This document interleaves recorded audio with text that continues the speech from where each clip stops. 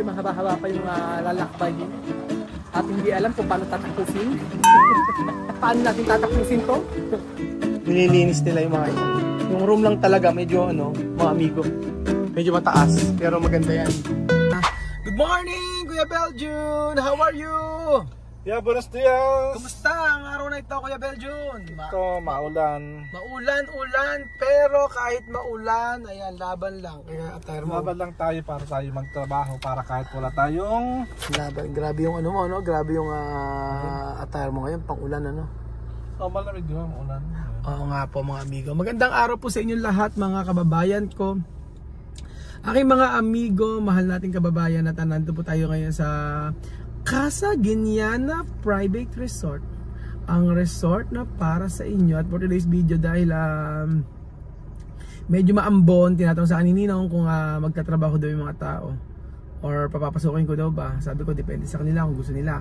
Kasi ilang araw na po silang hindi po papasok dahil po sa paulan-ulan dito sa amin sa Nueva Ecija. Kaya for today's video, ayan po, check natin kung ano po ang mga ginagawa nila. Let's go mga kababayan ko. Ay nako, basa pala din sa part na to. So ano muna natin, konting ayos. Let's go Kuya Beljun. At syempre matuwa ang mga halaman natin. Ang ating mga santan, variegated santan. Ayan, tingnan nyo naman. O diba, ang ganda. So, hindi natin alam kung ano yung mga ginagawa nila ngayon. Ba't kailangan kung silang sabihan regarding sa inuutos sa akin ni Tia Mercy. So, ang sabi sa akin ni Tia Mercy ay marami tayong gagawin. Ayan. So, asan ang masisipag nating mga asan si Ninang? Ninang! Asaan? Mukhang naglinis ata si Ninang. Alam niyo nagkalaglagan ito. Ayan. Nagkalaglagan ng mga mangga natin. Oo. Naglinis ata si Ninang, ano? Oo.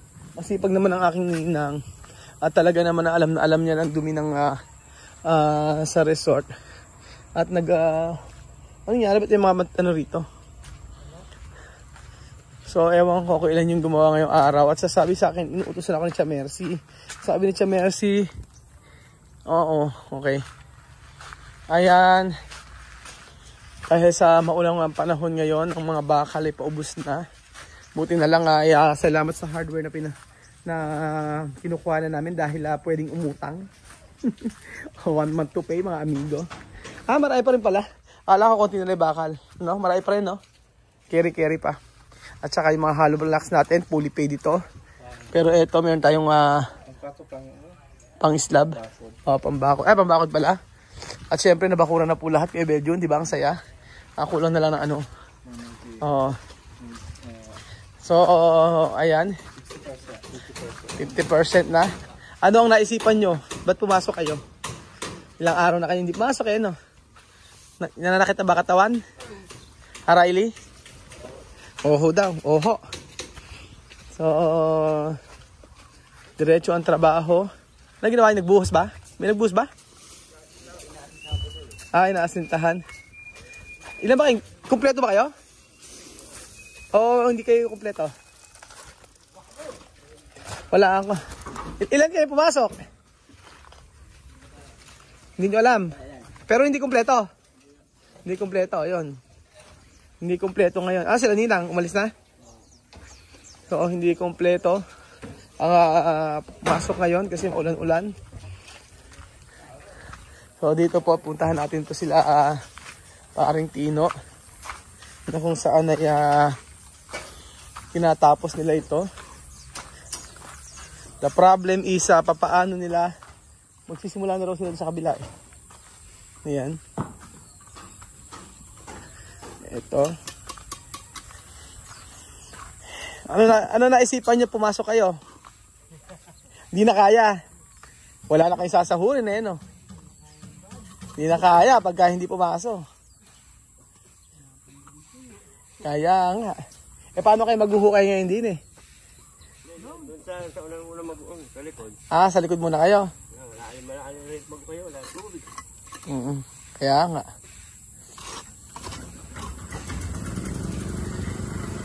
Ayan po. Kuya Tino, sino ba nag-aayos ng tubig na to?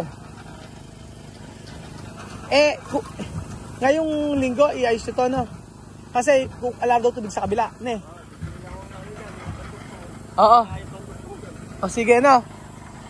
Kailangan na nila eh. So, ayan po.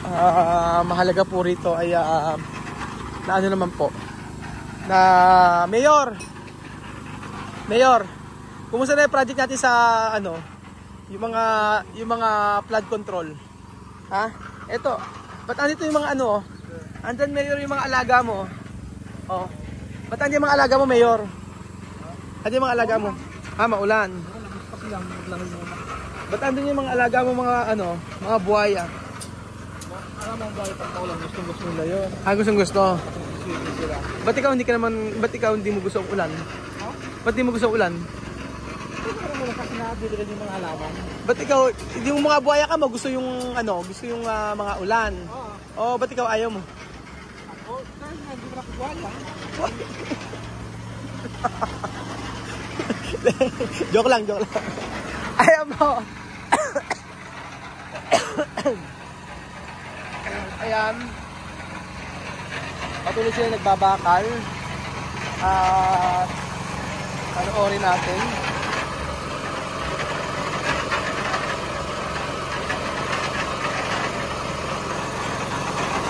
Pasok tayo mamaya rito.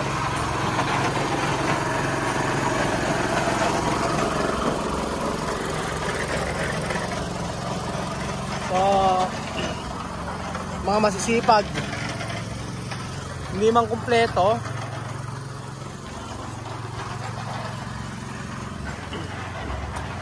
Ayun na po. Ito okay na. Ilagay na ng biga to,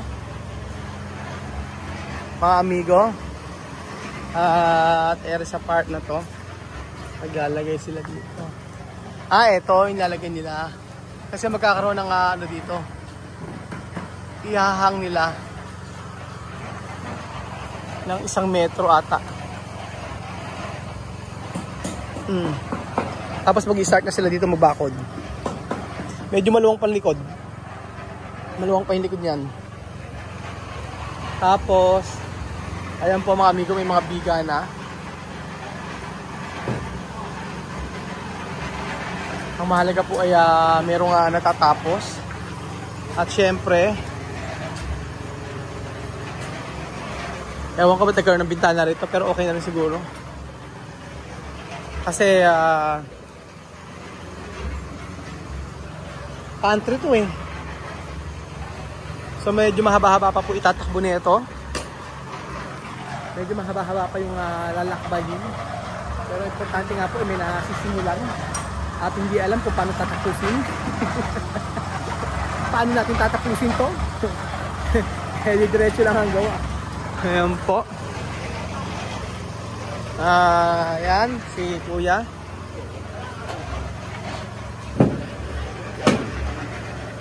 So dito na sila sa part na to may biga. Ayan, mabibigaan na to. Okay na, may mga ano na pala. Bubuhusan lang pala kayo eh, no?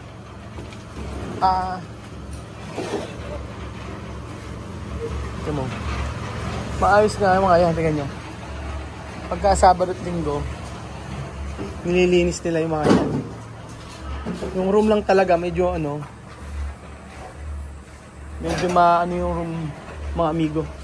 Medyo mataas, pero maganda yan. Pagka natapos, mahangin, hindi mainit. Yung bintana, sasabihan ko medyo lalaki natin yung bintana, mga amigo, para pantay. And then eto, sa kwarto naman ni Kuya Belgian, magbibigan lang. I think ngayong week naman na to marami nang mga tatapos. Ayan na po. Medyo mataas to, bababaan natin yung ano na to, ceiling. Oo. Ngayon po mga amigo. So mga masisipag natin mga nagtatrabaho.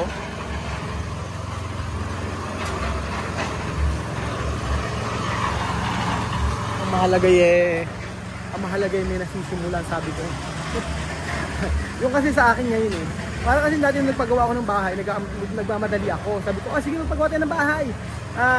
Kahit na maliit lang, mahalaga meron tayong nasimulan, gano'n. Tapos, pagka malaking pala yung pamilya mo, nababago.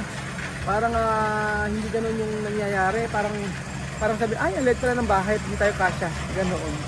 So sa bahay namin, si Chuchay, and then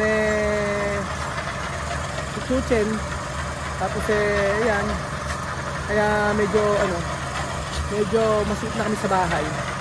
Kaya eto, sigurado dito alog-alog kami rito. Kaya, pero ang ganda meron tayong natapos. Yung sa video nga po dati, yung sa resort, yung sa resort, yung video. Akala natin napaka-maliit lang. Pero ito na itong sa personal, malaki. Pero yung sa swimming pool, akala natin maliit lang, pero sakto lang po. So dito rin po sa bahay na to, ayan po. Pag nakita nyo talaga siya, masasabi mo na, ang ganda pala pag ganyan. Ang ganda pagka ganyang kaluwang. Para nasa ano ba tawag dito? Nasa building ng BB. Di ba mga amigo? After niya mag-i-slab na. And then doon ako excited sa pag-i-slab mga amigo. Kasi right after mag-i-slab, mabuhusan ko alam mo saan pa ako excited sa second floor mga amigo. Alam niyo kung bakit? Kasi alam niyo kung bakit. Sa second floor po kasi mga amigo, itong lahat na to is kwarto lang. Kwarto lang. May nagtatanong pala bakit asan yung mga yung mga connection ng mga water, mga ganyan-ganyan. So, madali lang po yun mga amigo kasi hindi naman lahat kagaya niya sa labas. Mahaba yung space niyan. Alam naman nila Ninong. Alam nila Ninong kung ano ang gagawin at paano saan ilalagay yung mga yan. So, excited ako dito sa second floor mga amigo. Gawa ng ito po ay kwarto lamang. So, maglalagay tayo ng king size na bed dyan. Ayan. Tapos ito may veranda rito. Diba? Mga amigo, ang happy pagka ganito ang ating nakikita. Kumbaga merong kayo napupuntahan yung ating mga paghihirap. Yes po mga amigo. Hanggang alas 11 ng gabi, alas 12 si Kuya Raul natutulog. At syempre, ayan po mga amigo, meron na tayong mga semento. Kompleto tayo sa gamit. Kulang lamang ay pasahod. Pasahod na lang ang ating puproblemahin. Ganyan po.